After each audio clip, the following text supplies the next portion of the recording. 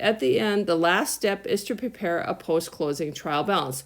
We've already prepared a trial balance on our worksheet, and that was proving that our debits equal our credits in our general ledger. A post-closing trial balance, therefore, is preparing a trial balance after you are done posting your closing entries, which we just went over. And again, if this seems a little confusing, it'll be a little bit more clear once we go through the problem also. Okay, so here is what your general ledger looks like after your closing entries are posted. And hopefully you can see this. You can see that your income summary right here has a zero balance. Our drawing account has a zero balance. Let me zoom into that a little bit maybe. Okay, you can see here, let me go back to that. You can see that your drawing account has a zero balance because we did that closing entry right here. Your income summary down here, you can see that we had a posting, we transferred our sales, our expenses, and then we closed it out.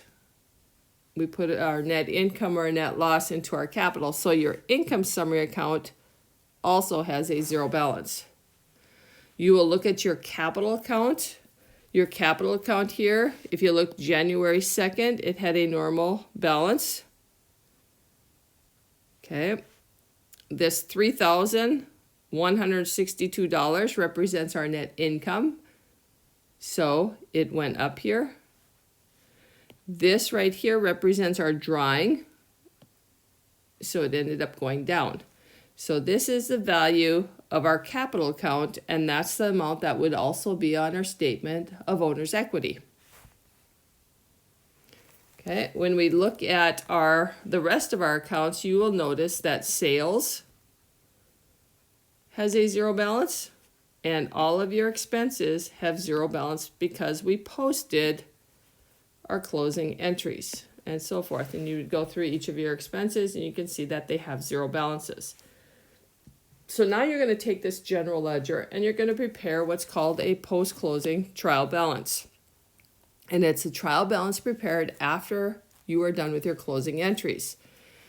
For your post-closing trial balance, what you would end up doing, again, your title up on the top, and it covers a specific date. So you would put the date. You list all of the accounts here that have balances. If they have zero balances, you do not need to include them.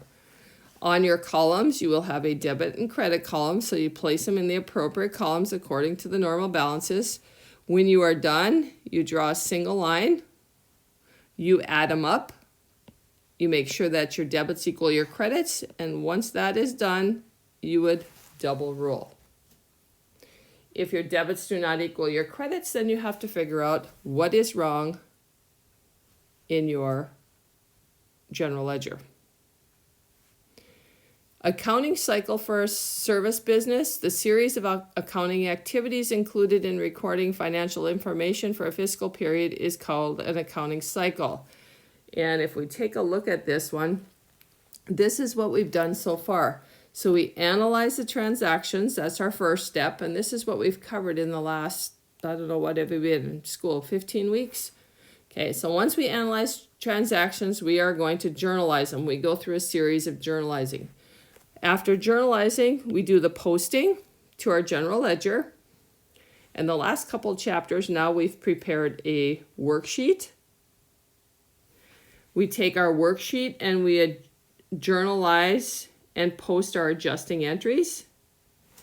From there, we prepared financial statements, our income statement, statement of owner's equity, and balance sheet. This chapter, we have journalized and post-closing entries, and then we prepare our post-closing trial balance. And then our fiscal period is done, and we're ready to start the next fiscal period or the next month. So again, our accounting period cycle is just going through all of those and completing them. Okay, next we're going to hop on to our work together problem. And again, ignore this. This is from last year, but we are going to go to your online book and do your work together 8-1 and 2.